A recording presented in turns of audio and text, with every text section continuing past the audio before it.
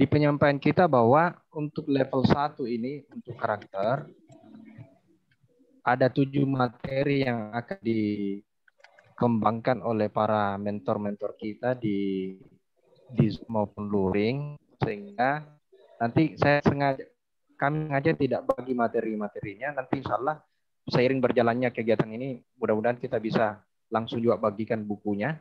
Jadi semua juga akan kebagian bukunya untuk materi level 1 ini. Karena ada beberapa penugasan-penugasan itu mungkin akan diperiksa ataupun dilakukan pada saat luring. Jadi buku ini sangat mendukung untuk keberlangsungannya kegiatan kita pada hari ini dan seterusnya.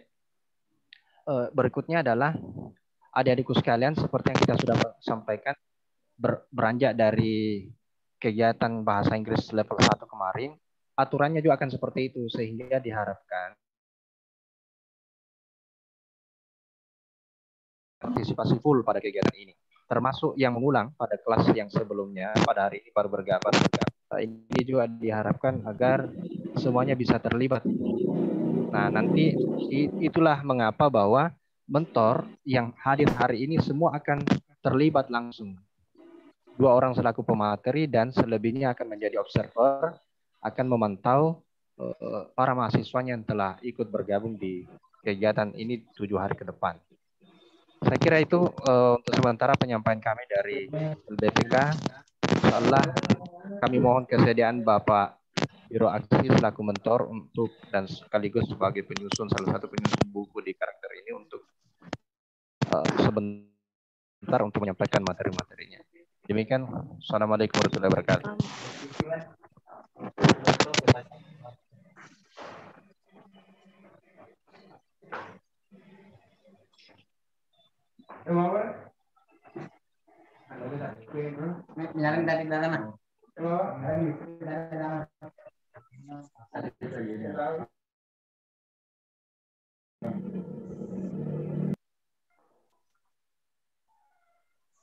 Misulfa?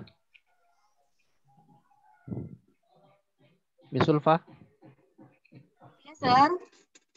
Ya, sudah bisa dihandle kembali. Untuk yang jadi moderatornya langsung saja sama Sir Bayan saja yang bertindak sebagai moderator untuk hari ini, yang memandu kelas. Silakan, Sir. Oke, ya.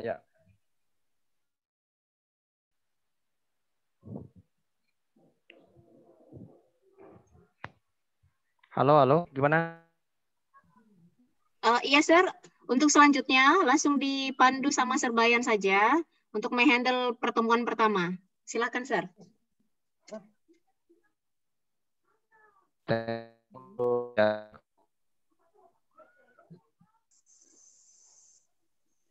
Ya, baik. Terima kasih Ibu Ulfa. Adik-adikku sekalian, insyaallah kita menunggu pemateri kita hari ini, Pak Sulin. Bagaimana Pak Sulin? Apakah sudah siap? Ya, sudah Oke. mempersiapkan Ya, diri.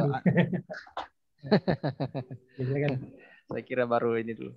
Ya, baik adik-adikku sekalian, insyaallah materi kita pada hari ini adalah orientasi pendidikan karakter yang insyaallah akan dibawakan oleh Pak Sulin Aziz selaku pemateri pertama kita hari ini. Seperti yang sudah disampaikan sebelumnya, oleh karena terbatasnya kapasitas kita hari ini, sehingga kami memberikan dulu keringanan supaya bisa bergabung saja dulu ya dengan teman-temannya yang sempat online, supaya bisa bergabung berdua. Seperti halnya kemarin-kemarin yang tidak sempat, jaringannya tidak ada, kuotanya tidak ada, tapi kotaknya tetap ada, ya tidak masalah. Silakan bergabung saja dengan teman-temannya supaya tidak tertinggal. Untuk mempersingkat waktu, saya serahkan kepada Pak Sulihin selaku pemateri hari ini untuk menyampaikan materinya. Ya, dengan baik. ini silakan. Ya, baik, terima kasih Pak Bayan.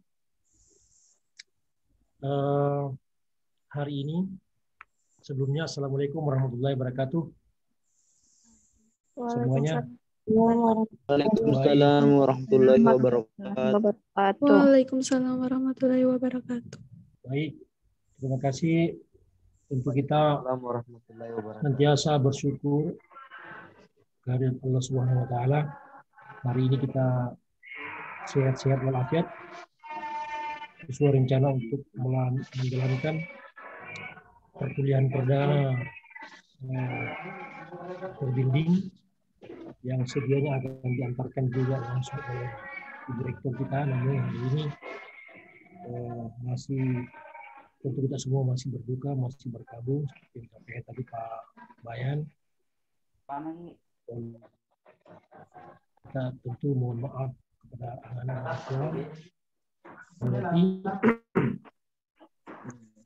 saya langsung saja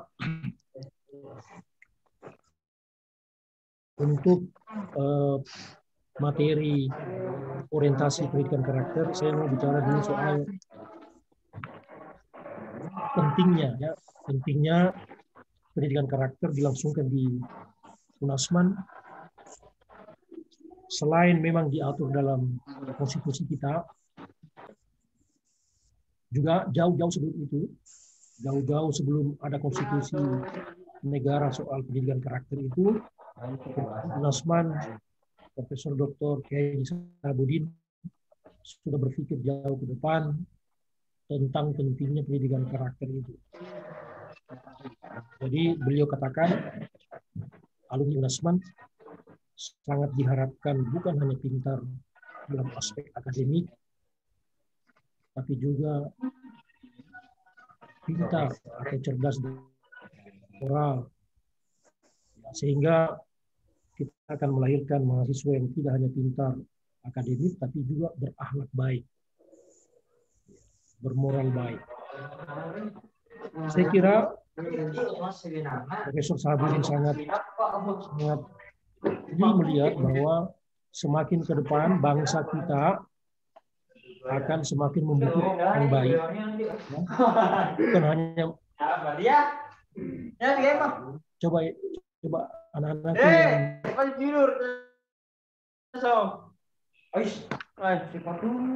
siapa yang ribut sekali? Matikan mic bicara orang Matikan mic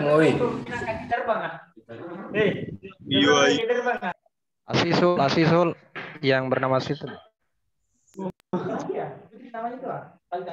Ya, kita lanjut lagi bahwa beliau sangat cerdas sebelum institusi negara menganggap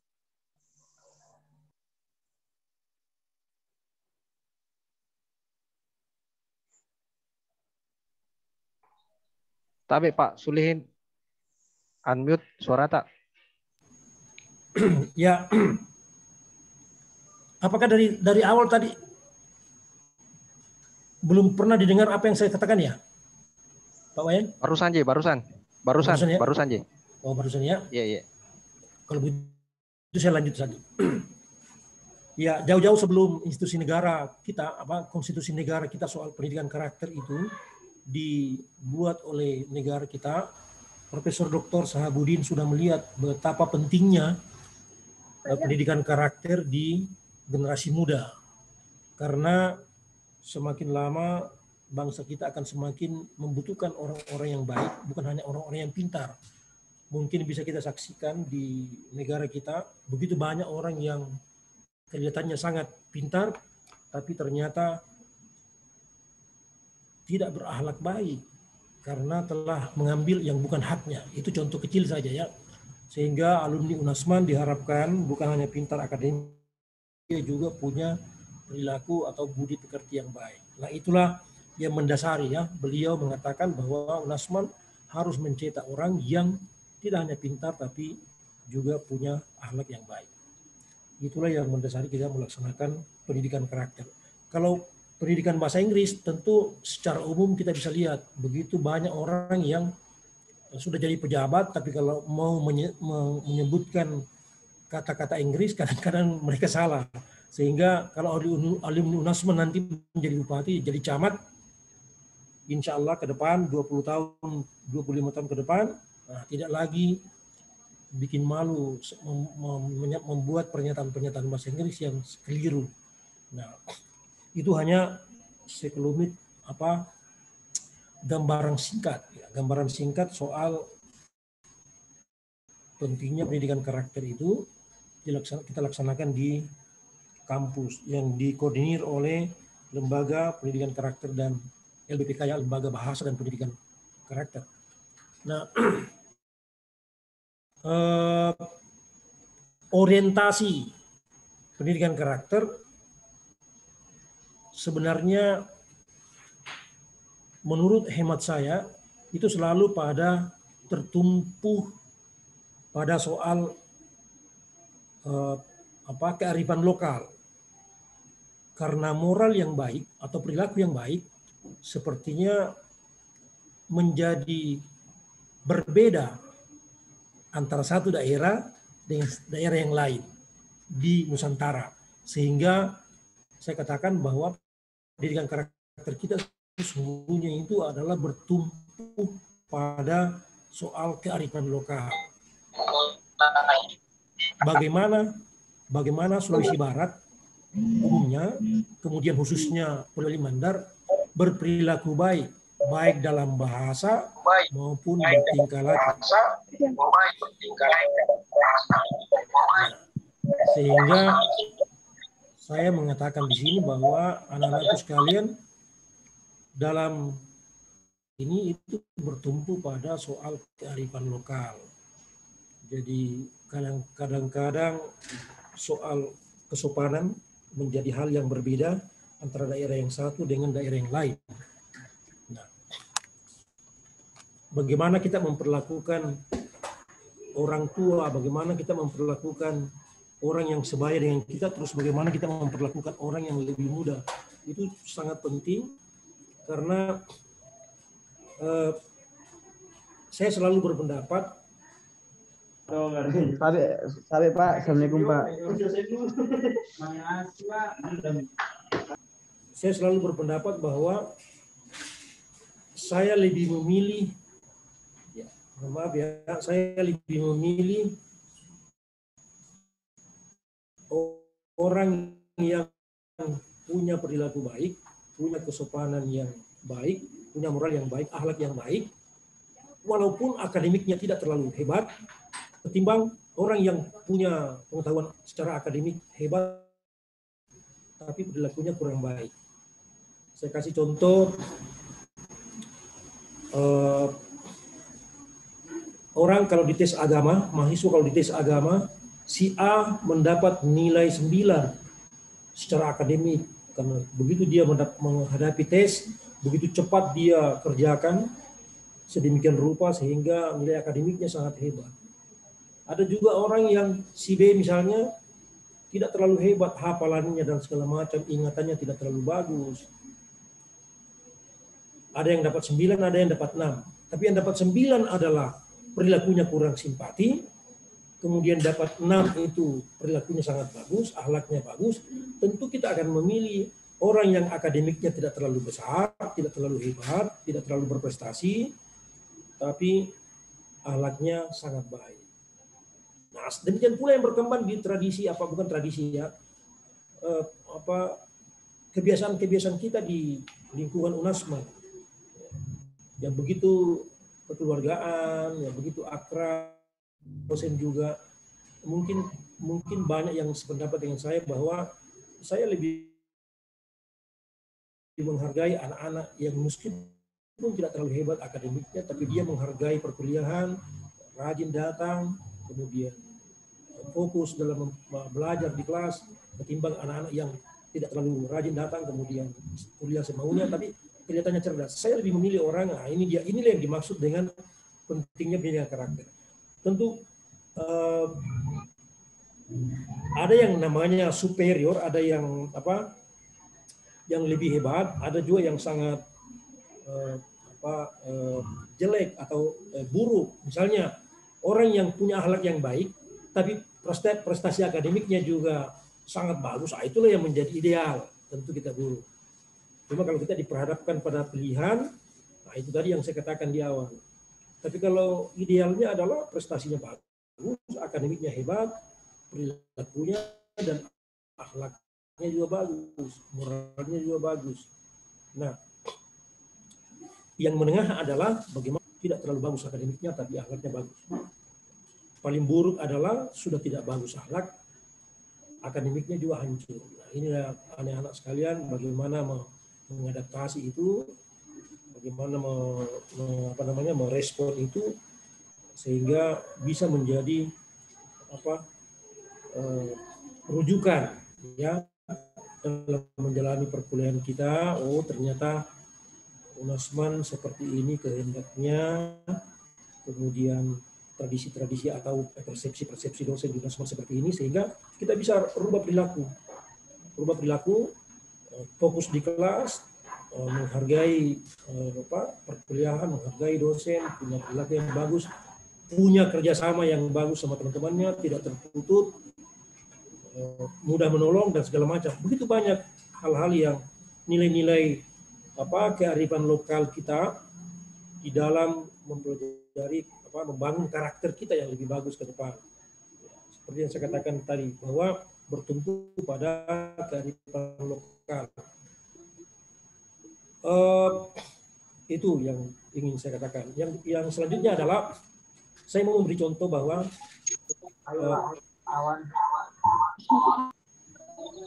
pendidikan karakter ini bagus, sangat bagus diseriusi atau dijalankan oleh anak-anak mahasiswa kita.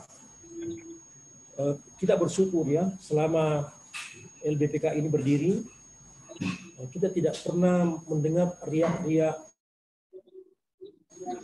persoalan kemahasiswaan secara serius. Ini mungkin efek dari bagaimana kita belajar soal pendidikan karakter. Anak-anak diberi ta'aruf, sudah dasar ta'aruf sudah mulai sangat bagus dikembangkan yang pendidikan karakter di LBPK yang wajib hukumnya karena menjadi syarat untuk menyelesaikan studi di UNASMAN, dan bukan hanya menggugurkan kewajiban tapi benar-benar kita mengambil pelajaran di dalamnya, bagaimana belajar tim, bagaimana bersosialisasi dengan teman-teman, bagaimana berperilaku baik sama teman, berperilaku baik sama senior, dosen dan segala macam. Nah, itu akan mempermudah atau membantu ya teman-teman mahasiswa untuk mengembangkan atas. Saya mau kasih contoh sekelumit contoh ya. Kalau kita bicara kearifan lokal, kemudian kita bandingkan dengan apa yang terjadi di negara-negara lain. Saya melihat misalnya di Jepang. Jepang itu menurut saya sangat proporsional. Perilaku orangnya sangat proporsional. Proporsional yang saya maksud itu adalah mungkin lebih tepat di bahasa Indonesia dengan menempatkan sesuatu pada tempatnya. Yang seperti apa contohnya, misalnya orang-orang Jepang itu kalau bicara teknokrat atau bicara soal-soal akademik, itu luar biasa dia. Hebat sekali. Menjadi negara yang sangat disegani, luar biasa. Sudah sangat dibuktikan. Begitu banyak teknologi-teknologi yang diciptakan oleh Jepang itu membuat dunia kaget. Nah, di Indonesia ini kan pasar teknologi Jepang yang sangat luar biasa ya. Ini bicara soal teknologi, bicara soal akademik. Ya, di sini motor bukan hampir seluruhnya produksi Jepang. Mobil pun begitu. Dan masih banyak lagi. Menandakan bahwa secara akademik, secara teknologi mereka luar biasa. Tapi kalau persoalan budaya, persoalan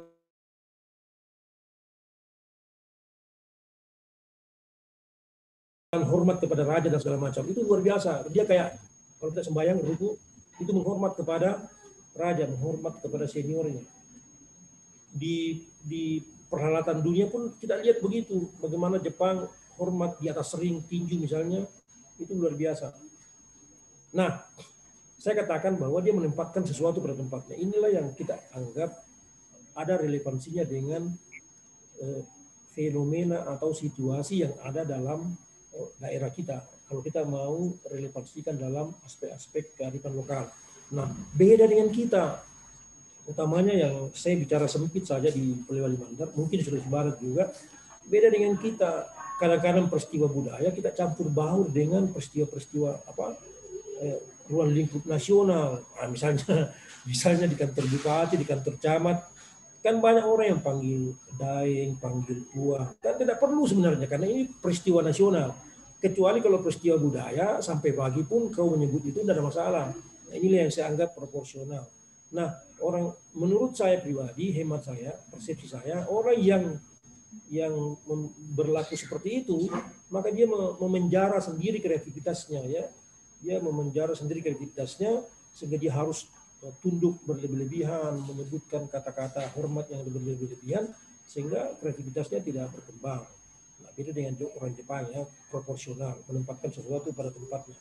Kalau di peristiwa budaya kita biar sampai pagi, kita panggil tua, panggil daeng. Tapi kalau di area-area nasional mungkin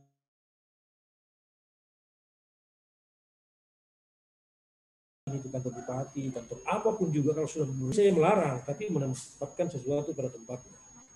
Itu yang saya maksud. Nah, selain orientasi berbicara tentang orientasi karakter diri yang disampaikan tadi Pak Baya menjadi materi kita hari ini, ada juga nilai-nilai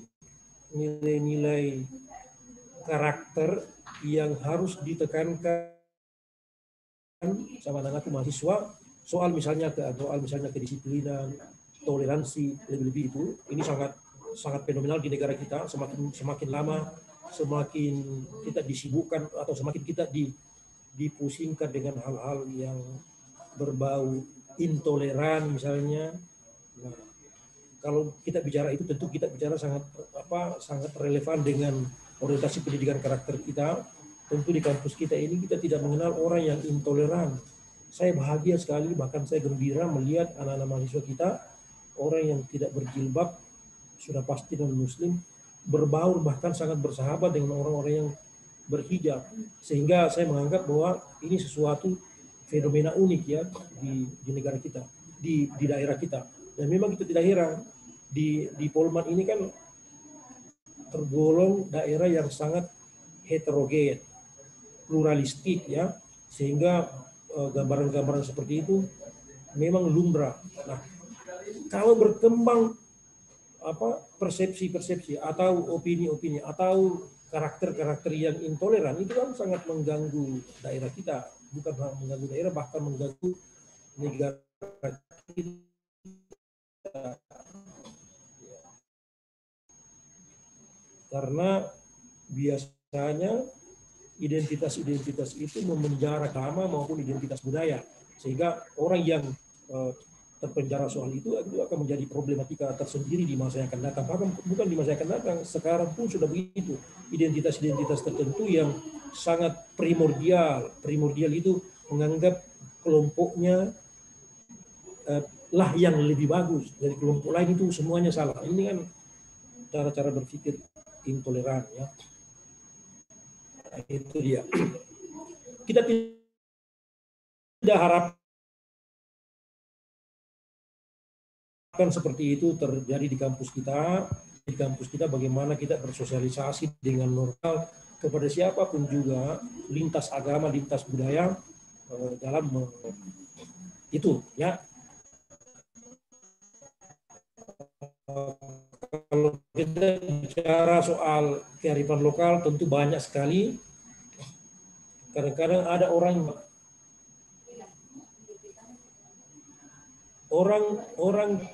menjadi tidak begitu menghargai kelompok lain karena kelompoknya dianggap sangat hebat. Tidak usah kita bicara sangat hebat. Jadi kelompok lain menjadi tidak hebat. Begitu kita bicara soal kearifan lokal, ternyata banyak hal yang terlupakan. Misalnya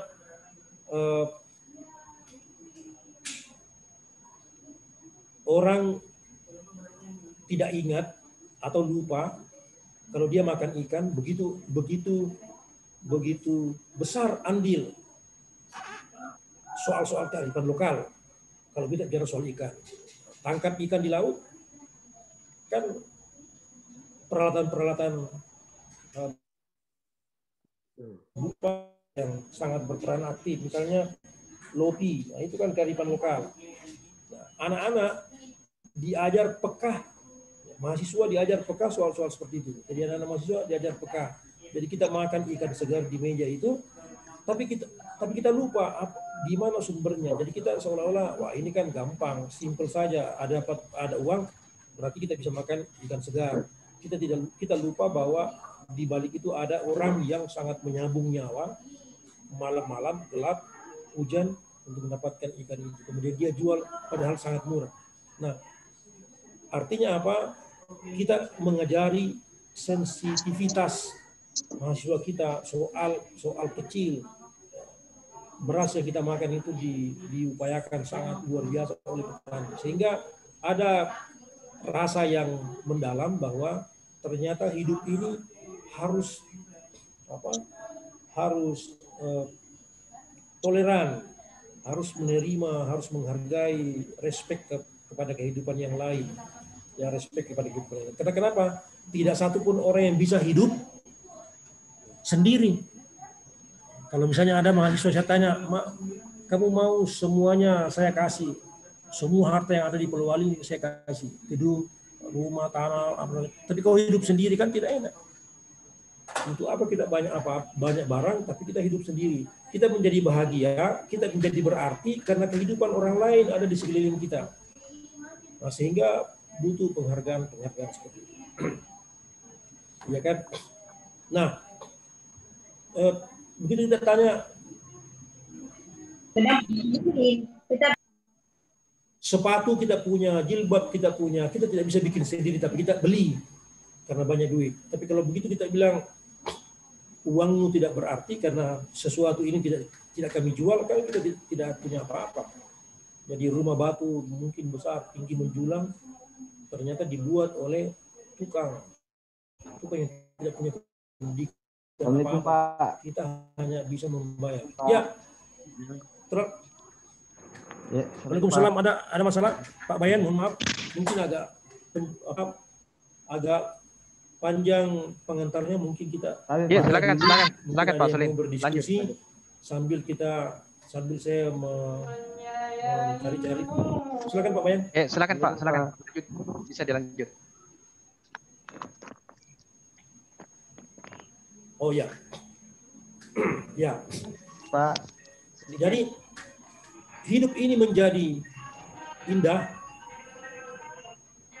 Hidup ini menjadi indah dan membahagiakan karena ada hidup orang lain di sekeliling kita. Ini kadang-kadang kita jadi menghargai sesuatu yang kecil itu diajarkan kepada mahasiswa kita sehingga tidak menjadi tertutup, tidak menjadi orang yang sangat toleran, bisa bekerja tim, bisa beradaptasi dengan teman-teman yang lain, tidak tertutup. Jadi bukan kupu-kupu itu apa itu, kuliah pulang, tapi bagaimana dia bersosialisasi dengan baik sehingga berkembang kreativitasnya, orangnya terbuka, mudah diajak dialog, mudah diajak diskusi, ya kan, tidak tertutup. Sehingga nah itu dia mahasiswa yang sosialisasinya bagus, pasti dia tidak akan canggung atau dia tidak akan kaku ketika dia sudah berhadapan dengan masyarakat, karena di dalam masyarakat begitu banyak karakter yang bisa kita temui, tapi karakter-karakter itu sudah ada dalam dunia mahasiswa ketika kita bersosialisasi, sehingga kita tidak kaget. Nah, anak-anak yang tidak bersosialisasi, yang mengandalkan memburu soal akademik, tidak pernah bersosialisasi, tidak bergabung sama teman-temannya, itu akan sangat berbeda. Ya, itu akan. Maka jangan heran ada orang yang begitu selesai dari kampus, akademiknya tidak terlalu bagus, prestasinya tidak terlalu bagus, tapi sosialisasinya hebat, itu mudah diserap dunia kerja, baik swasta maupun negeri, ketimbang orang yang mungkin akademiknya sangat bagus, tapi dia cenderung tertutup, mungkin juga jalan-jalan rezeki tidak terlalu terbuka karena kurang temannya dan segala macam. Nah, itu dia. Tapi sekali lagi saya katakan, ada juga idealnya adalah prestasinya bagus, sosialisasinya juga bagus. Ini tidak terganggu ya? Saya kira begitu dulu untuk sementara Pak Bayan, sambil diingatkan saya mana hal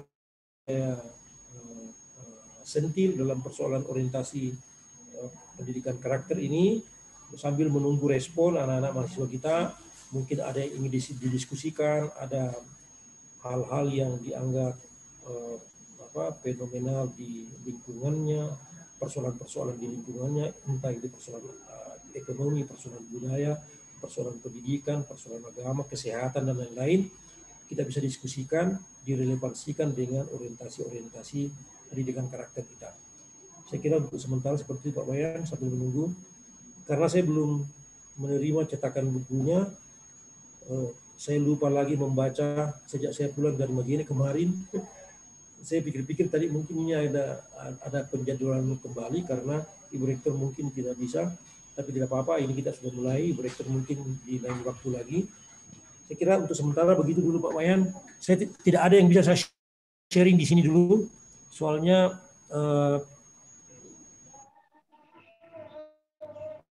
di kelas saya, nanti saya kasih di kelas saya, atau nanti saya kasih teman-teman mentor lain setelah saya buatkan ringkasan materi saya dengan slide-nya untuk mereka pakai di pertemuan-pertemuan luring.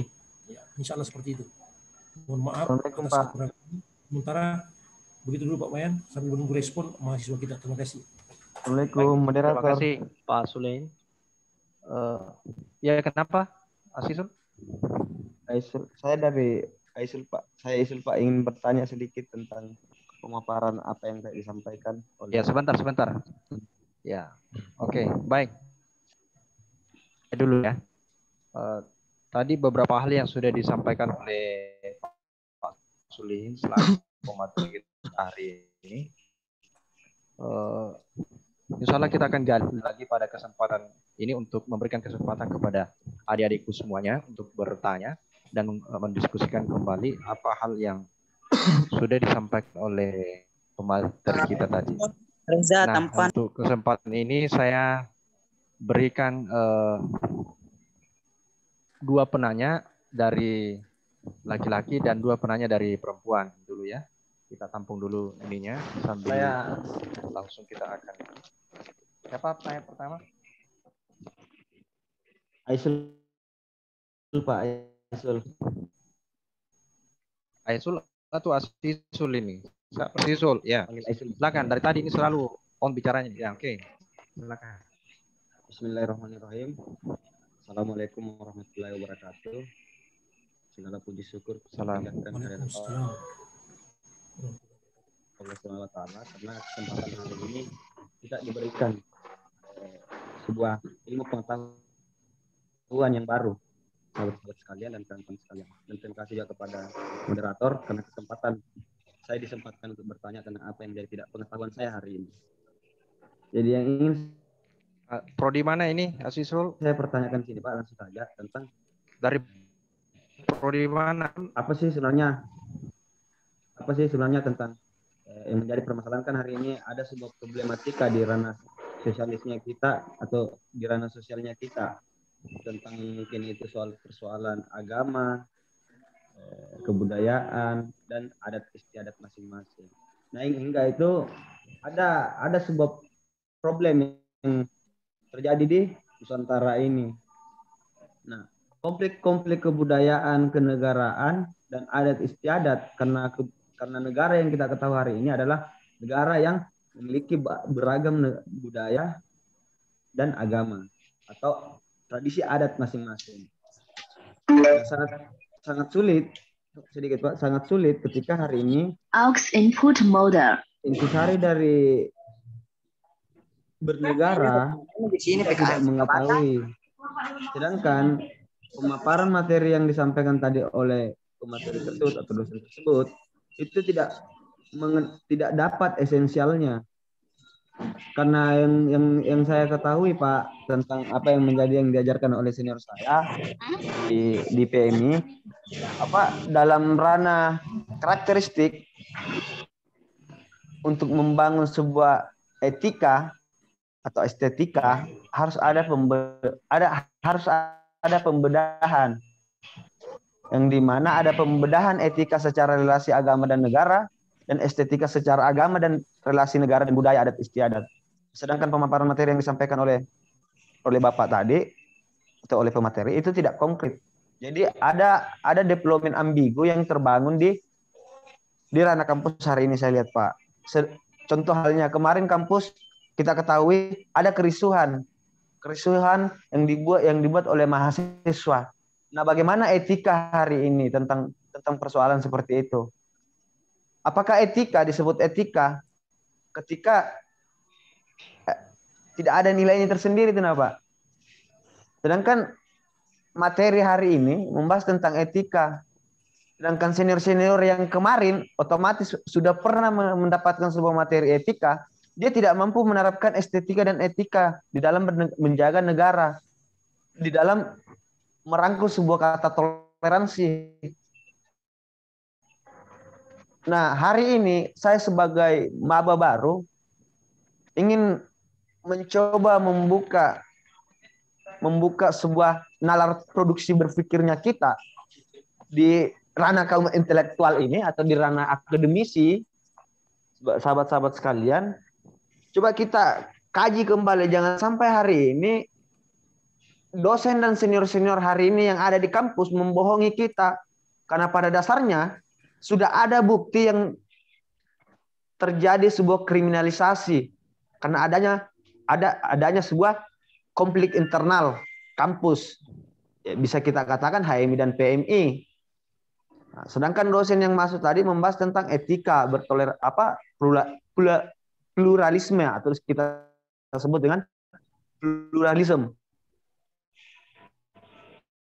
Nah, kedua, dikonkretkan Asisul yang terlalu lama. Tunggu dulu, Pak. Karena banyak yang disebut tadi oleh pemateri yang tidak dibahas secara perinci. Nah, terus begini, memberikan kesempatan ke yang lain itu juga bagian dari etika sih. Iya, Pak. Tapi juga supaya bisa di ini ya.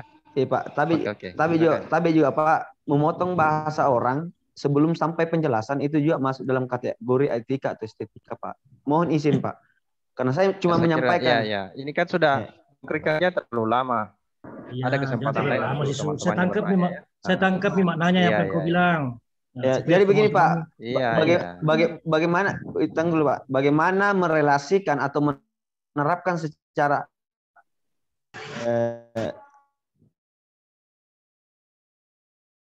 di sosial manifestasi apa yang menjadi Bhinneka Tunggal Ika, berbeda tapi tetap satu. Sedangkan hari ini di kampus tidak mampu mengakomodir atau membuat satu wadah yang mampu menyatukan satu paham. Bukti kemarin sejak adanya pertengkaran atau problematika yang terjadi di tanah kampus. Saya sudah tangkap nih maknanya, Pak Bayan. Jadi supaya jangan terlalu lama, Asisul, saya segera akan menjawab supaya setelah saya jawab teman-teman yang lain bisa juga memberi pertanyaan. Siap-siap, Pak. Asisul dari prodi mana nih Asisul? Coba. Prodi apa Asisul ini? Iya, Pak. Prodi apa? Dari prodi mana? Dari program studi apa, Asisul? Halo, Pak. Dari fakultas program studinya Pak. Apa? Oh, ilmu pemerintahan. Pemerintahan. Iya, Pak. Ya. Jelek jaringan, Pak. Jelek jaringan. Ya, oke, saya sudah tangkap nih pemerintahan. Ya, baik. Saya langsung Pak Bayan ya. Begini, akan dijawab langsung. Ya. Oke, baik. Ya, terima kasih atas pertanyaan ini, hebat pertanyaannya. Cuma sayangnya banyak yang menyimpang, banyak yang salah paham ya. Saya langsung saja pada soal adanya konflik di kampus kemarin. Itu bukan dosen membohongi mahasiswa. Justru mahasiswa yang dipertanyakan, kenapa kamu kelihatan tidak toleran? Makanya di dalam konferensi pers, kebetulan saya yang urus itu, saya sudah bilang sama senior-senior PMI bahwa saya tidak percaya lagi kalau kalian diskusi di kampus soal pluralistik dan intoleran. Karena kalian yang intoleran. Tidak begitu yang diajarkan oleh dosen-dosen kita dalam soal pendidikan karakter. Nah, tidak begitu. Tapi kenapa begitu yang terjadi? Kalau misalnya siswa diajari oleh senior atau diajari oleh orang tua di rumah, tetapi siswa tidak mendengarkan dan menjalankan hal yang berbeda apa yang diajarkan, apakah ibu bapakmu yang mengajarkan itu pembohong atau kau yang tidak konsisten? Nah, ini yang jadi problem. Yang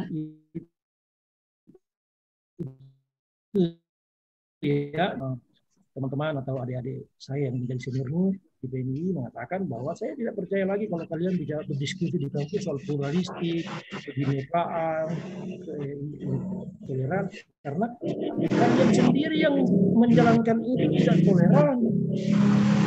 Buktinya kalian melakukan sesuatu yang tidak terpuji, padahal terjadi dalam kampus kita. Apakah itu kami yang suruh sebagai dosen? Apakah itu disuruh oleh rektor atau disuruh oleh siapa? Melakukan tindakan-tindakan yang intoleran. Kalau kami yang suruh, berarti kami yang pengkhianat. Berbicara soal intoleran, padahal kita intoleran. Nah, tapi kan tidak begitu. Yang melakukan intoleran, sifat-sifat intoleran ini adalah mahasiswa PNI yang melakukan tindakan-tindakan yang tidak terpuji. Sehingga saya tegas mengatakan tidak begitu. Nah itu ya. Saya kira itu yang sangat penting saya jelaskan. Nah, sehingga saya berbicara di media bahwa UNASMAN dalam memandang persoalan ini berdiri pada posisi yang netral. Posisi yang netral. Kenapa? HMI ada di kampus, PNI juga ada di kampus. Jadi dua-duanya organisasi ekstra, kita tidak membeda-bedakan kalau kita tidak membela salah satunya. Sehingga sekarang ini kan begitu. UNASMAN diam saja, ada problem kemarin itu, mereka yang terkait pada persoalan itu silakan menyelesaikannya, tidak bawa UNASMAN, karena UNASMAN tidak mengajari hal-hal seperti itu.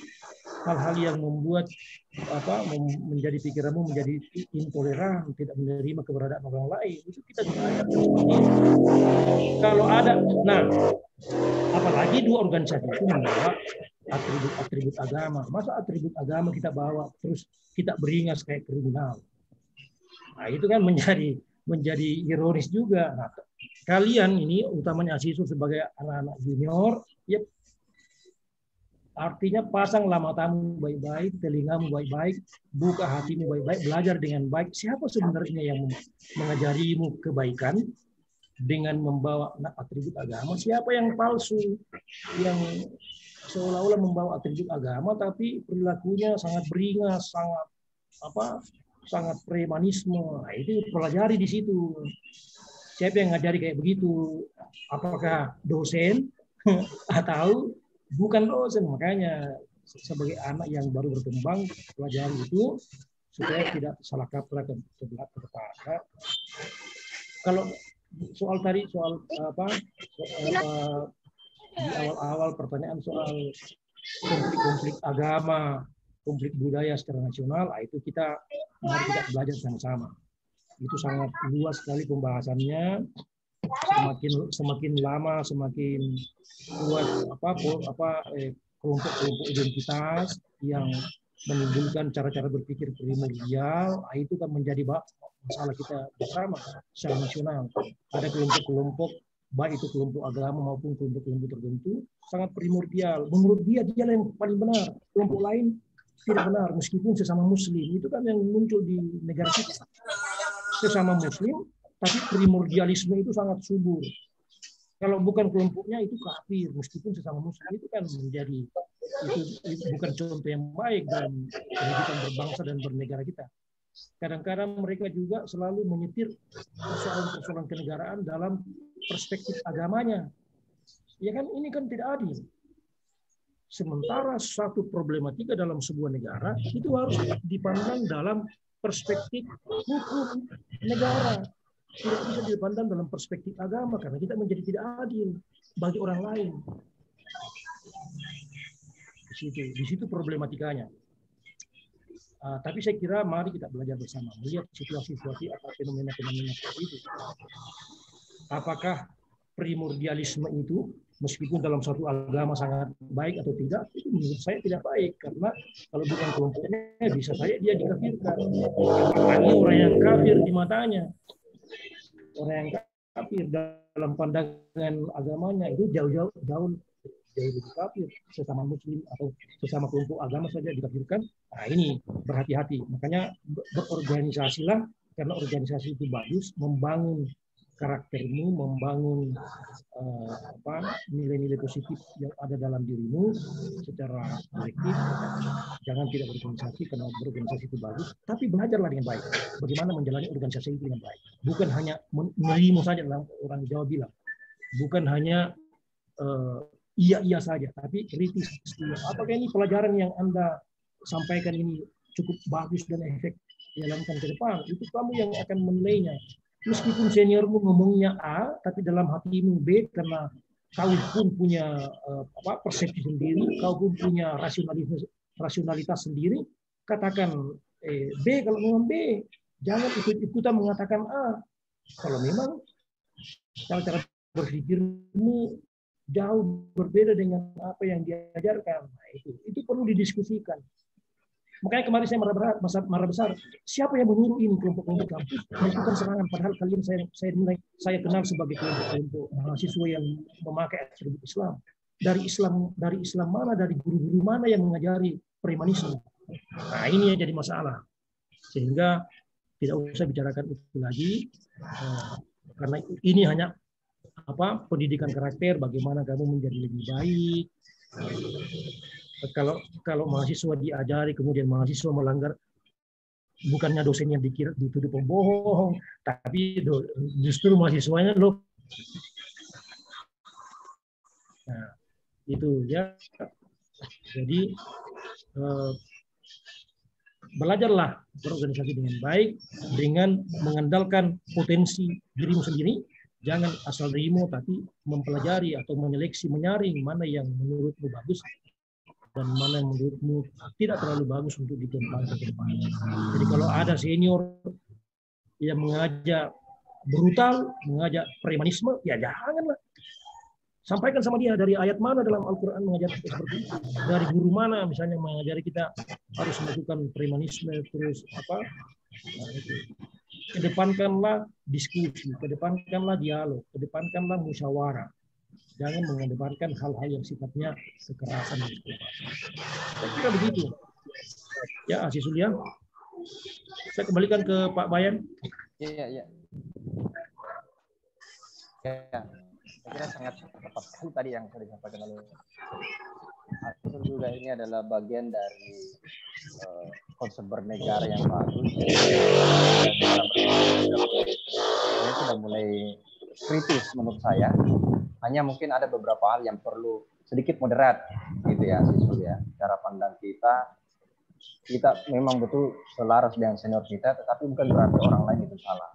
Nah itulah konsep moderasi berpendapat itu juga penting menurut saya. Jadi tidak hanya moderasi beragama, tapi moderasi berpendapat, moderasi berorganisasi juga harus ada, menghargai dengan organisasi yang lain, karena ini adalah bagian dari cara kita memperjuangkan NKRI dan mempertahankan NKRI. Ya, berikutnya saya berikan kesempatan ke penanya yang lain, seperti yang saya sudah bilang tadi bahwa saya dua laki bertanya, Pak. Perempuan. Yudi Aditya. Ya, Pak. Ya, Yudi silakan sebutkan dari prodi mana, kemudian pertanyaannya apa? Saya Yudi Aditya, ilmu pemerintahan. Yang saya mau tanyakan di sini, Pak, sangat mendasar. Apa sih tujuannya pendidikan karakter? Itu yang pertama. Dan untuk melanjutkan untuk pertanyaan berikutnya, saya harap Pak ya. Gimana Yudi? Kalau pertanyaan saya begini Pak, sangat sederhana. Apa sih tujuannya pendidikan karakter? Dan untuk melanjutkan narasi saya ingin dapat jawaban terlebih dahulu.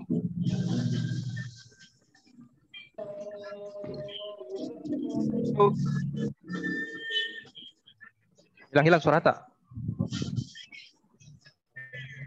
Yang saya tanyakan Tujuan apa sih pendikar, oke. tujuan? Apa berikutnya? Nah, itu, Pak. Jadi saya harap dijawab dulu Pak untuk sebelum kan belum selesai.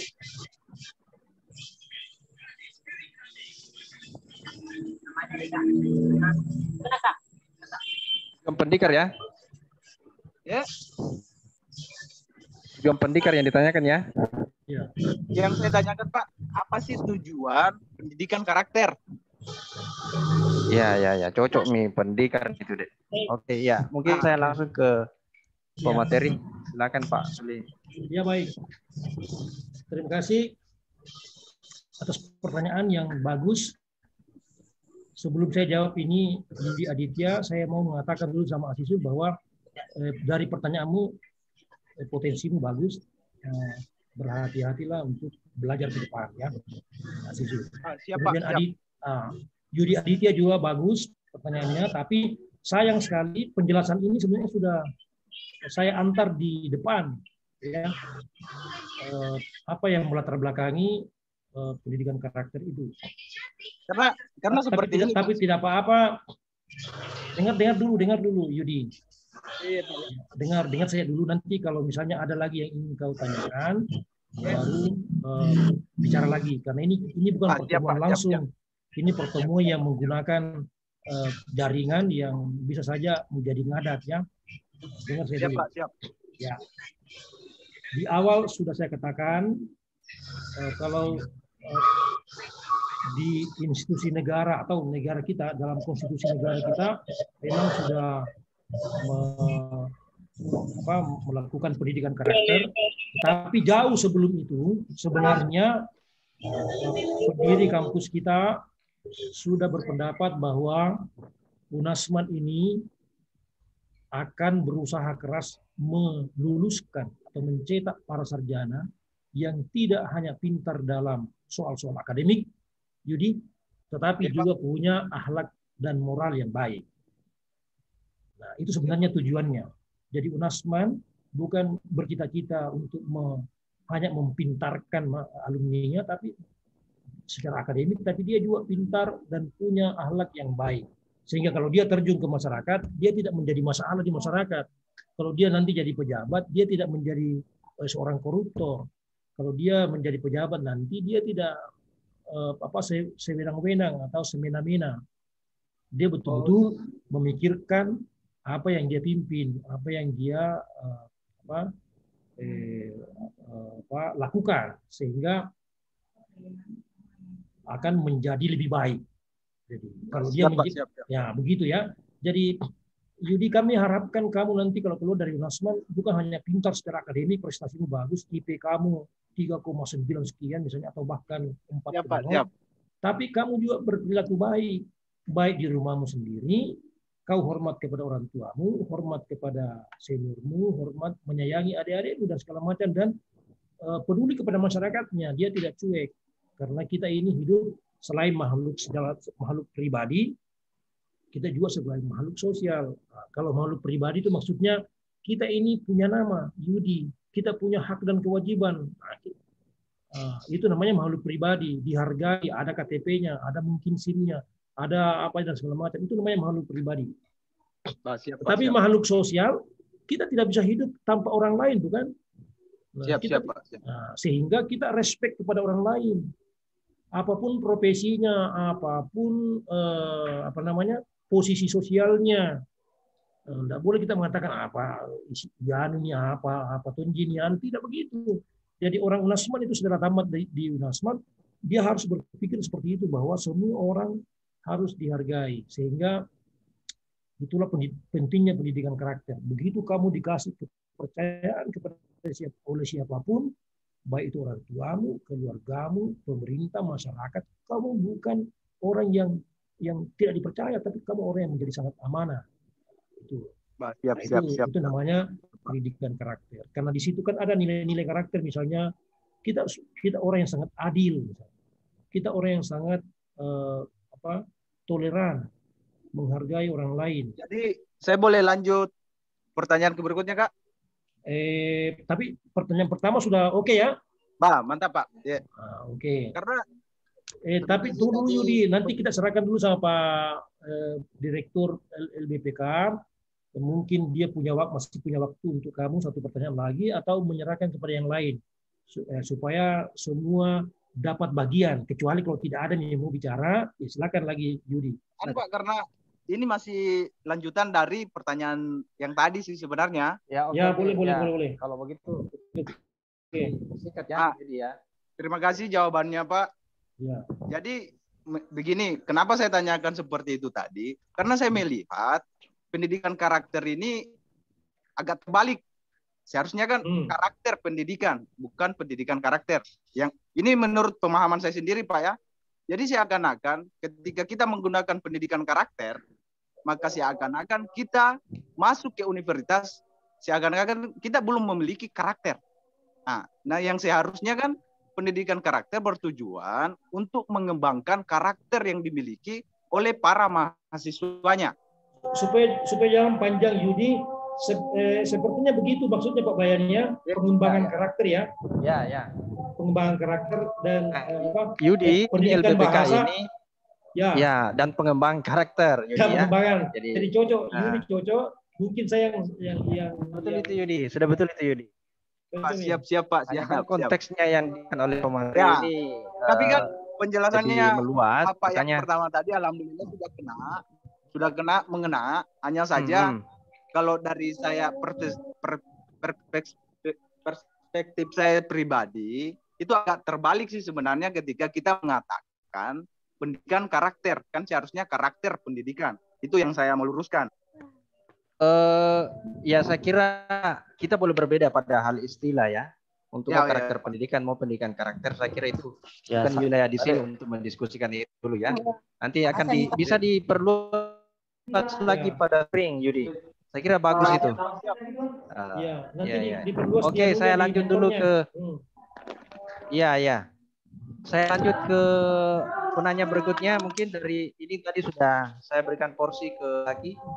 Berikutnya kita beri kesempatan pada yang perempuan. Siapa kira-kira?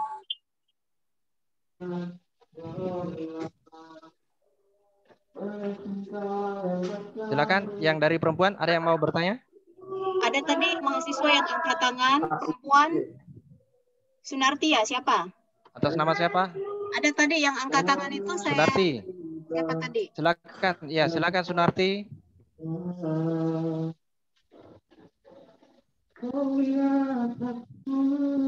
Asisul beliau ininya.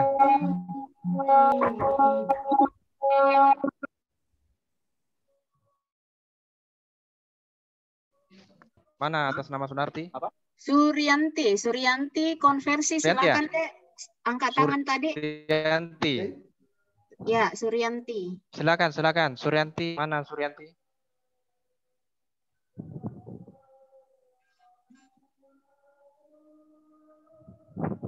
Sebelum ke Suryanti, mungkin ada yang lain dulu. Nanti kita persilakan berikutnya Suryanti kalau memang belum. Ini siapa tahu jaringannya yang lagi terganggu. Saya berikan ke kesempatan yang lain. Mahasiswa yang lain silakan.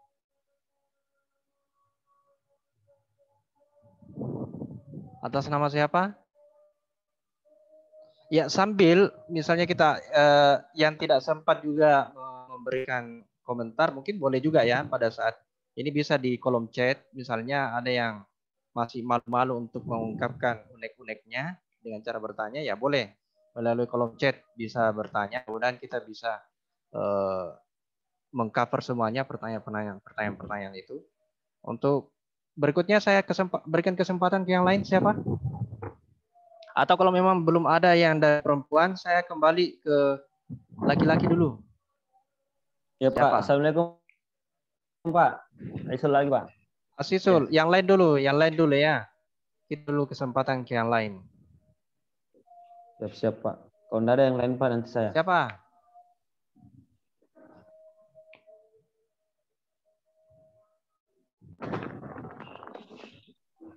Enggak ada Pak. Gimana? Ada yang lain?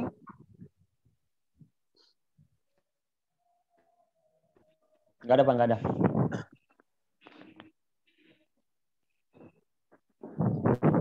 Mana tadi atas nama siapa? Suryanti ya, Ibu Ulfa? Siapa tadi itu?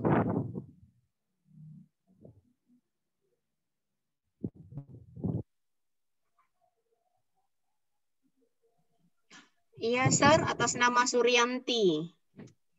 Suryanti ya, tidak ada ini, saya lihat anunya ini. Masih di dalam kan? Masih ada di dalam? Iya, masih di dalam. Iya.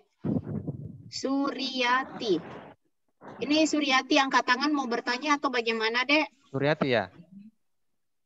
Iya, Sir, Suryati. Ya, silakan. Kalau ada yang mau disampaikan, silakan Suryati.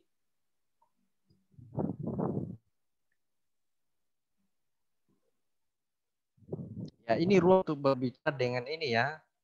Nah, nanti tetap dia akan diamati oleh mentornya masing-masing. Dari mulai cara menyampaikan sesuatu, kemudian bagaimana merefleksi, mengembangkan ide-idenya dan seterusnya. Masih ada?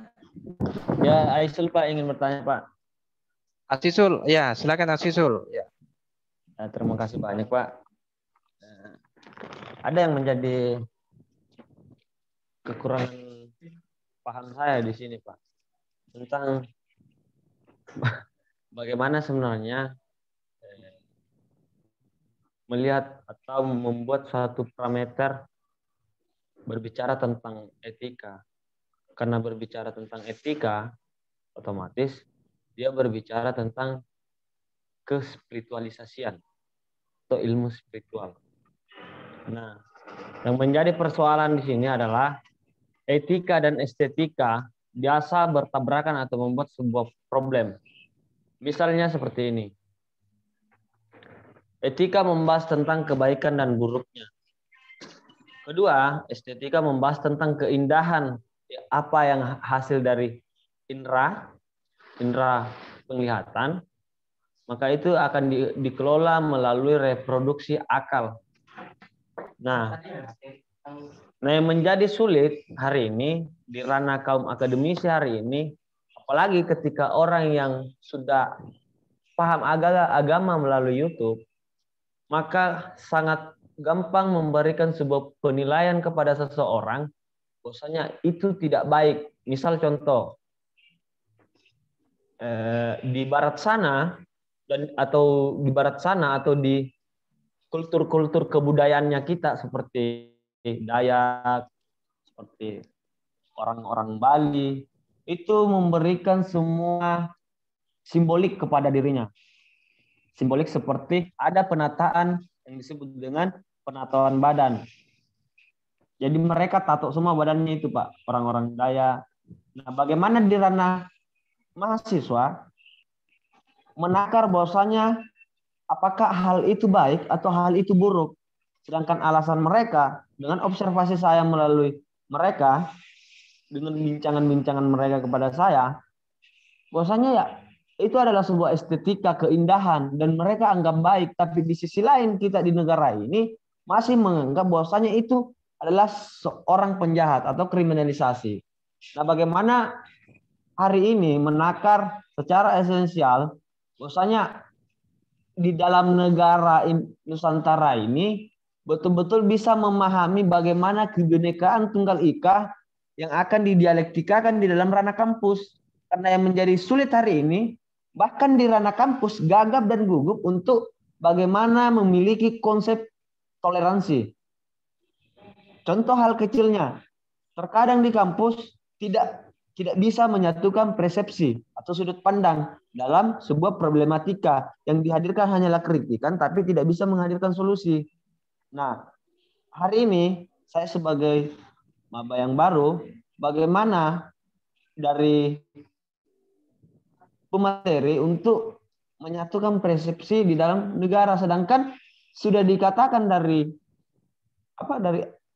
Al-Quran tersebut bahwasanya perbedaan itu adalah rahmat. Tapi yang menjadi realita hari ini, perbedaan itu menjadikan sebuah konflik atau kriminalisasi di antara perbedaan-perbedaan yang ada di Nusantara, Pak. Cukup sekian, Pak. Assalamualaikum warahmatullahi wabarakatuh. Waalaikumsalam warahmatullahi wabarakatuh. Ya, silakan Pak Selim. Ya, oke. Saya langsung ke akhir-akhir pertanyaannya dulu. Jadi saya tidak masuk dulu soal etika dan estetika. Simpan dulu itu. Saya masuk di akhir-akhir pertanyaan tadi soal konflik di kampus, seolah-olah di kampus menjadi intoleran. Saya langsung mau tegaskan bahwa apa yang Anda saksikan baru-baru ini itu bukan gawean kampus. Jadi jangan dituduh bahwa seolah-olah kampus yang bersalah. Tidak ada urusannya dengan kampus, hanya kebetulan aja dilaksanakan di kampus. Mereka itu datang menyewa gedung. Seandainya kegiatan itu dilaksanakan di Gedung Gadis, kan tidak ada hubungannya dengan kampus. Dan itu kamu harus tahu, karena kamu baru belajar, dua organisasi yang bawa atribut Islam itu bukan kampus. Paham itu ya? Itu bukan kampus, itu justru di luar kampus. Kebetulan aja berkegiatan di kampus. Karena kampus menyewakan aula. Itulah yang membuat saya kecewa. Jadi ya baguslah Sisul, kau sangat kritis. Jadi kau paham itu, paham secara proporsional dulu. Oh begitu. Ternyata yang berkonflik itu bukan kampus. Bukan. Itu sama sekali bukan kampus. Seandainya yang berkonflik adalah UKM, misalnya Mapala, Kosaster, LDK, atau PMI Parlemen Indonesia, atau apalagi yang ada di sini, UKM olahraga, UKM pramuka, itu yang berkonflik, itu baru kampus itu, karena memang dia menjadi unit kegiatan mahasiswa yang menjadi organ kampus. Tapi kalau dua orang itu, dua lembaga itu bukan, itu lembaga eksternal. Tidak ada urusannya dengan kampus kita. Itu lembaga eksternal. Kebetulan aja ketemunya di sini, makanya saya kecewa kemarin itu. Saya tanyalah sama seniornya, kenapa kau mempertontonkan contoh yang tidak baik? Itu ya. Nah, itu kita bicara karakter, bicara pengembangan. Jadi saya tidak bicara lagi pendidikan, tapi pengembangan karakter. Itu kan contoh yang tidak baik bagi adik-adik kita. Ya seperti yang dikatakanlah di matanya Asisul itu contoh tidak baik. Bukan kampus yang memberi contoh yang tidak baik itu, justru kampus kecewa terjadinya itu gitu loh. Karena dua-duanya itu bukan organisasi kampus, itu ekstra. Organisasi ekstra, bukan organisasi intra. Yang intra itu Kosaster, kemudian Mapala, Pramuka, Palang Merah, Perbakin, Lembaga Dakwah Kampus, itu semua intra. Kemudian HMJ, Himpunan Mahasiswa Jurusan, itu intra semua. PMI HMI itu organisasi ekstra, tidak menjadi organ di kampus kita. Kebetulan saja dia membuat acara di sini. Kalau dia buat acara di gedung PKK, mungkin ributnya di gedung PKK, ya tidak ada urusannya dengan UNASMAN. Begitu. Jadi supaya kamu memahami, oh ternyata begitu. Tidak ada hubungannya dengan kampus. Tidak ada memangnya kampus yang suruh dia melakukan konflik. Siapa yang menyuruh dia konflik? Namanya pemimpin kampus? Tidak, justru pemimpin kampus kecewa sama orang yang membuat konflik itu. Sehingga dapat kau pahami dengan baik bahwa ternyata begitu. Yang salah mereka, kok mereka yang berkonflik, UNASMAN dibawa-bawa. Nah itu ya. Makanya waktu saya diperiksa polisi, saya ngomong begitu. Tidak ada hubungannya dengan kampus. Saya hanya menyewakan gedung. Mereka aja yang bertikai. Dua-duanya bukan organisasi kampus, selesai. Itu ya, Asisul kau paham itu. Kemudian kita bicara soal apa tadi? Estetika dan etika. Saya di awal-awal sudah katakan bahwa pengembangan karakter atau pendidikan karakter kita ini tumpuan utamanya bertumpu pada soal-soal kearifan lokal.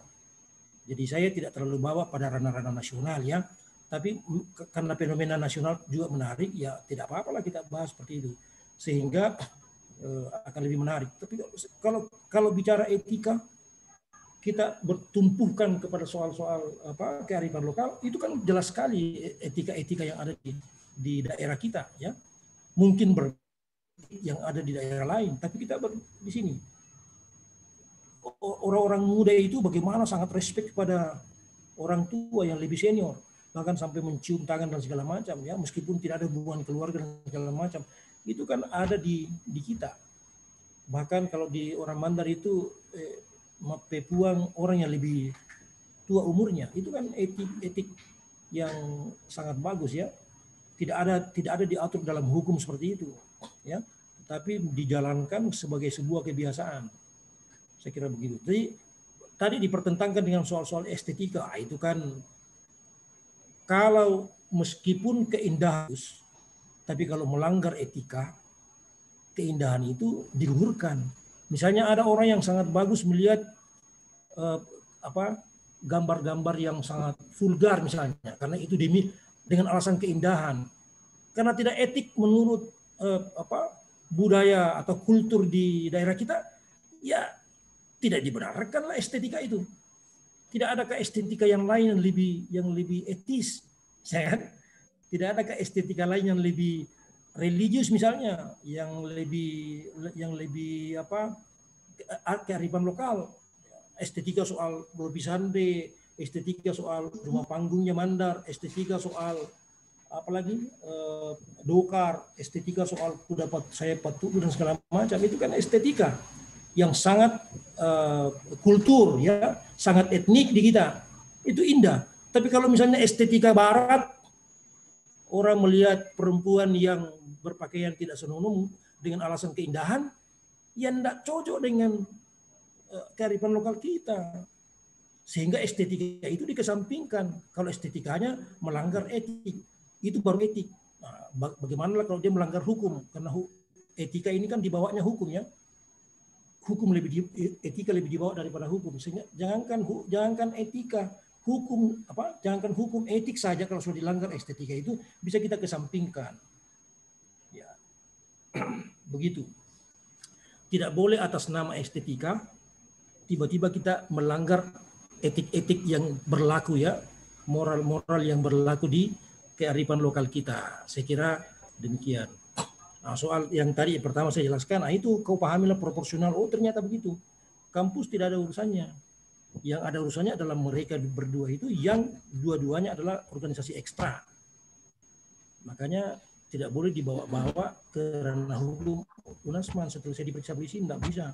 Unasman hanya menyewakan gedung, mereka aja yang bertikai. Saya kecewa dengan kejadian itu. Itu karena bukan itu yang kita ajarkan. Saya pikir apakah itu yang diajarkan oleh seniornya mereka? Wallahu alam, saya tidak paham itu. Saya kira begitu Pak. Saya kira begitu ya, Asisul ya. Saya kembalikan ke Pak Bayan. Ya. Boleh ditambahkan tadi dari Asisul Pak? Iya. Kenapa Yudi? Kenapa? Saya mau tambahkan tadi terkait pandangannya Bapak terhadap, Bapak kan mengatakan bahwa pihak kampus tidak berurusan dengan konflik kemarin. Ya. Nah, hanya saja di sini Pak, saya mau sedikit bertanya, pihak dari penyewa seharusnya kan mendapat perlindungan langsung dari pihak kampus. Tapi yang kan seperti ini Pak. Seharusnya kan yang datang melarang adalah pihak kampus. Tapi kenapa kampus di sini seakan-akan tidak ingin terlibat dalam konflik kemarin?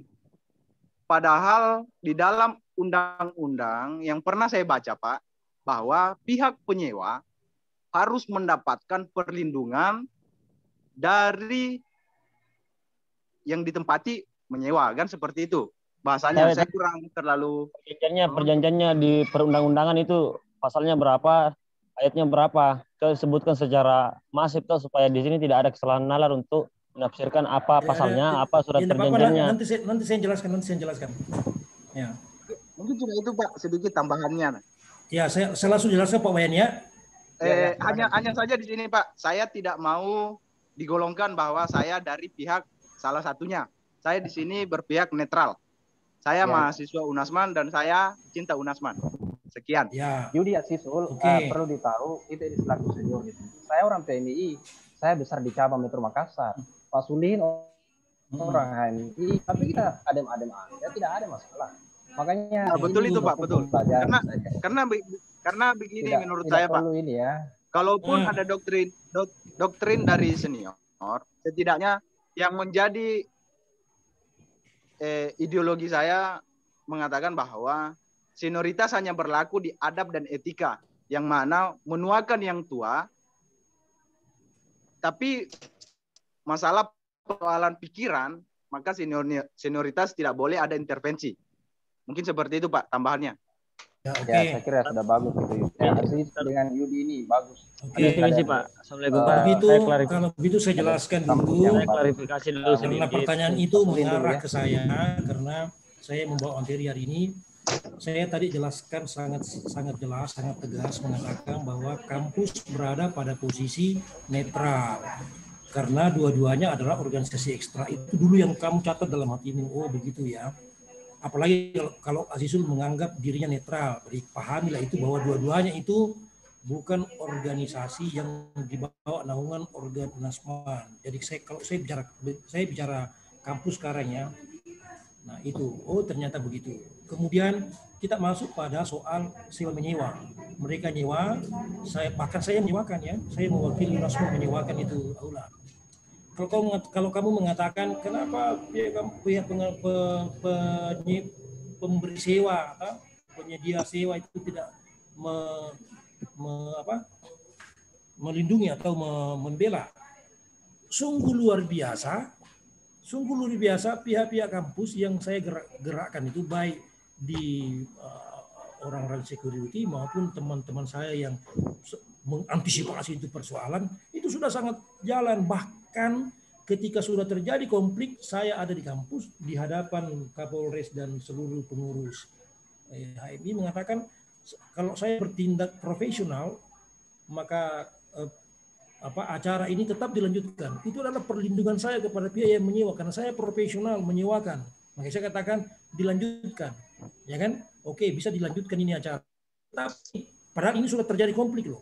Tapi setelah saya ngomong belum sempat selesai, ini faktanya ini, tiba-tiba ada gelombang penyerangan kedua dari pihak depan, dari pihak penyewa, masuk dalam lokasi kampus. Sehingga saya kecewa. Disitulah saya kecewa. Padahal saya melindungi, saya bertindak profesional, bahwa tetap saya lanjutkan karena dia menyewa aula saya, ya, aula UNASMAN. Nah, tapi karena ada konflik kedua, gelombang kedua, disitulah saya mengatakan saya tidak mau lagi. Ini ada acara. Kenapa? Karena saya melindungi ini ke aula, jangan dijadikan ajang konflik. Jadi saya tidak mau lagi. Awalnya saya profesional, tapi saya melihat setelah mata kepala saya melihat kejadian, maka saya katakan dihentikan acaranya. Jadi Azizul awalnya saya lindungi, tapi karena dia juga melakukan gelombang penyerangan, sehingga saya mengatakan sudahlah, jangan berkonflik di daerah ini. Saya tidak setuju lagi dilaksanakan acara itu. Nah begitu duduk persoalannya. Jadi kalau mau, saya kira itu sudah sangat jelas. Saya juga jelaskan kepada kedua belah pihak, saya jelaskan kepada polisi, dan tidak ada masalah di pihak kampus, karena sungguh-sungguh kampus tidak berada pada posisi kedua-duanya, tetapi berada pada posisi profesional, menyewakan, kemudian bertindak. Saya sebagai orang yang menyewakan bertindak profesional mengatakan tetap acara dilanjutkan karena mereka menyewa. Tapi ketika saya melihat situasi yang sangat tidak kondusif, maka saya katakan tidak boleh lagi dilanjutkan karena saya tidak mau hancur ini aula. Sehingga kenapa dilanjutkan lagi? Karena pihak kepolisian memberi jaminan kepada saya bahwa Pak Sulihin, saya yang menjadi jaminan. Pak Kapolres sendiri yang mengatakan pada saya seperti itu, dan kalau begitu oke, turunkan personil, jalankan acara sampai selesai. Jadi tidak ada hal-hal yang ajaran-ajaran negatif di situ yang saya kembangkan, demikian pula teman kembangkan, karena kita menganggap dua-duanya itu adalah bukan bagian organ kita. Tapi jujur saya katakan, saya agak kecewa terhadap kejadian itu, tapi kalau mau dilibatkan UNASMAN tentu tidak ada benang merah untuk dilibatkan secara institusi. Tidak bisa, karena kita hanya menyewakan gedung saja.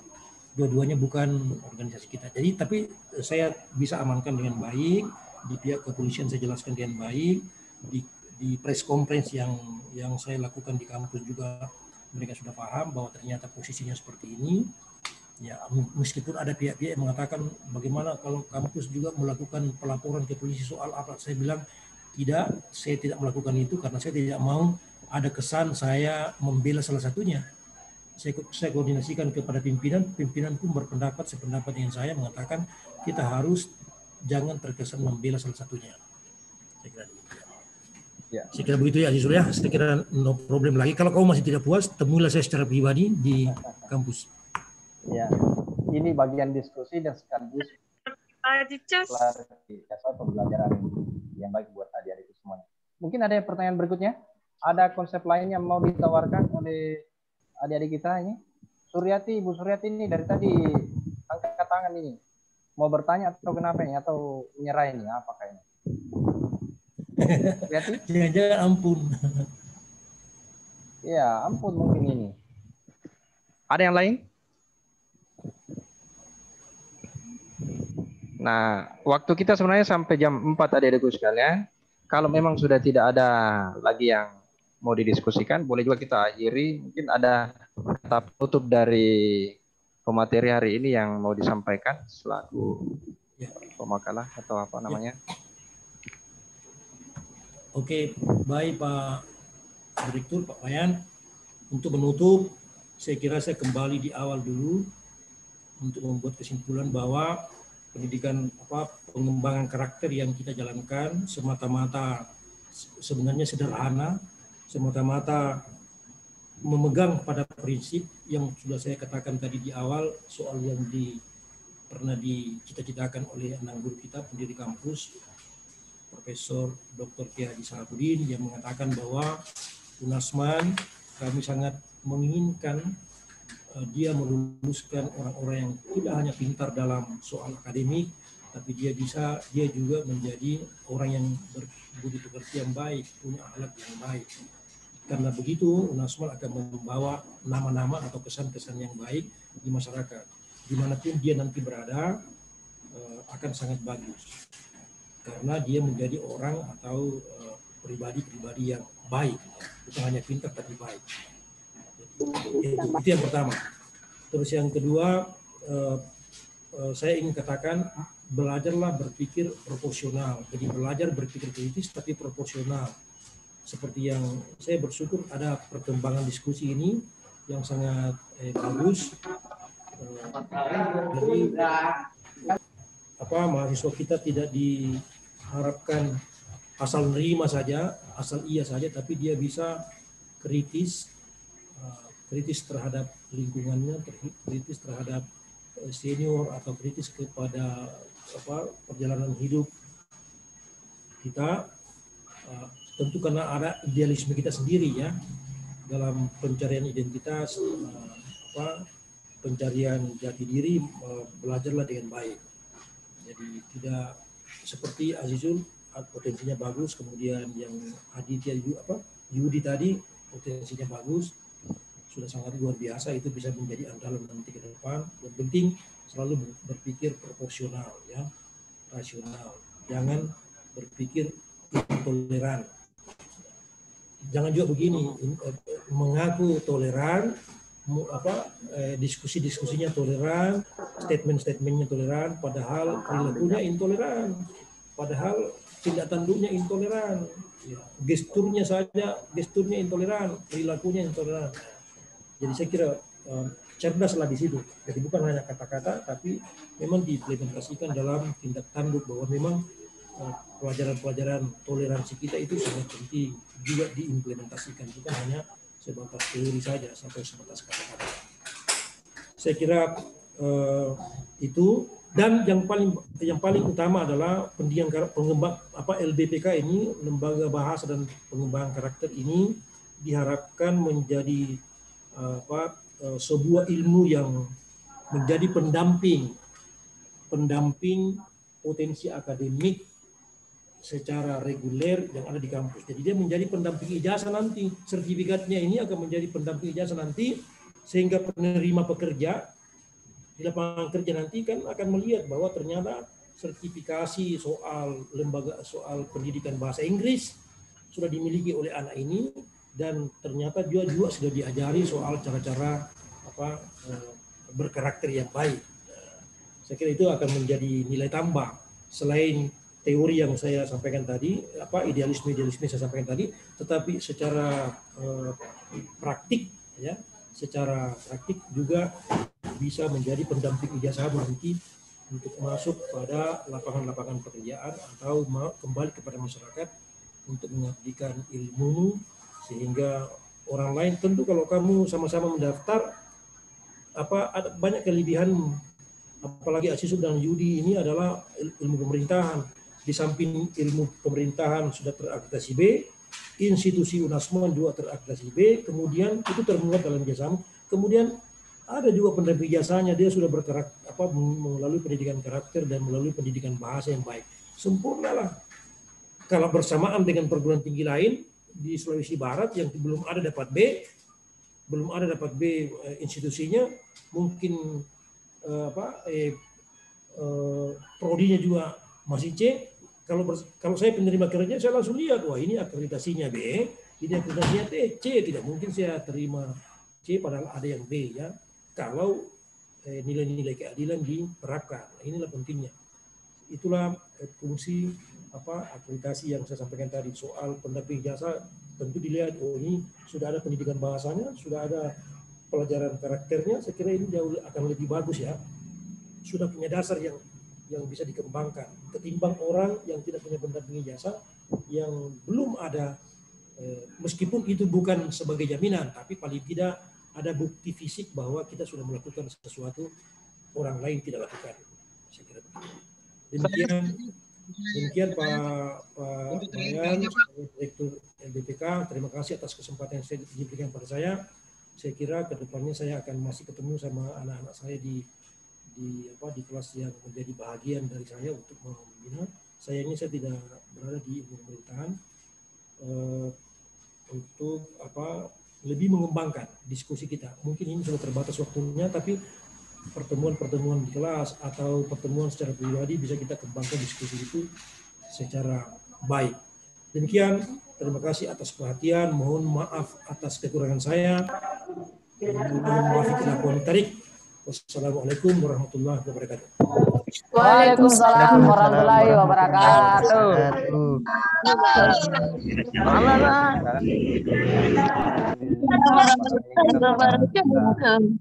Menyelesaikan satu sesi Zoom yang kita lakukan.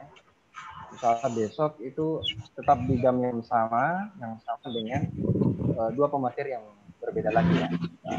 Yang berbeda. Kemudian diingatkan kembali adik-adikku, jangan sampai ada yang lupa mengabsen ya. Isi absen yang absen di mana? Oleh Ibu Ulfa. Lihat di kolom chat ada di situ tadi. Sebelum tertutup ini ya. Absennya ya. Kalau sudah ditutup materinya, nanti sudah tidak sempat lagi itu mengabsen. Nah, ada juga aturan yang perlu saya sampaikan ke adik-adik sekalian. Semua tolong di-on-kan kameranya. Di-on-kan kameranya ya pada saat materi berlangsung, semua harus di-on-kan. Ini nanti kebingungan mentornya, siapa ini dibilang ini DC, yang mana orangnya ini, bacok mana orangnya. Oh itu Andi Pangeran berarti. Atau jangan sampai napasan saja di situ baru dia pergi tidur. Iya. Nah, itu ya. Supaya betul-betul kita bisa melihat. Ini juga bagian dari ini open kamera dulu, ini banyak sekali di belakang ini tidak open kameranya. Luring. Di belakang ini. Supaya di-on-kan nanti sempat juga di screenshot ya oleh tim LBPK. Ininya ya. Adik-adik sekalian, saya kira dua penanya tadi sangat kritis dan itu mulai kelihatan kecerdasannya. Insya Allah akan diolah dengan baik. Para mentor-mentor kita akan ditindaklanjuti nanti di sesi-sesi berikutnya dengan materi-materi yang berbeda. Demikian adik-adikku sekalian, terima kasih atas segala perhatiannya. Waalaikumsalam. Waalaikumsalam.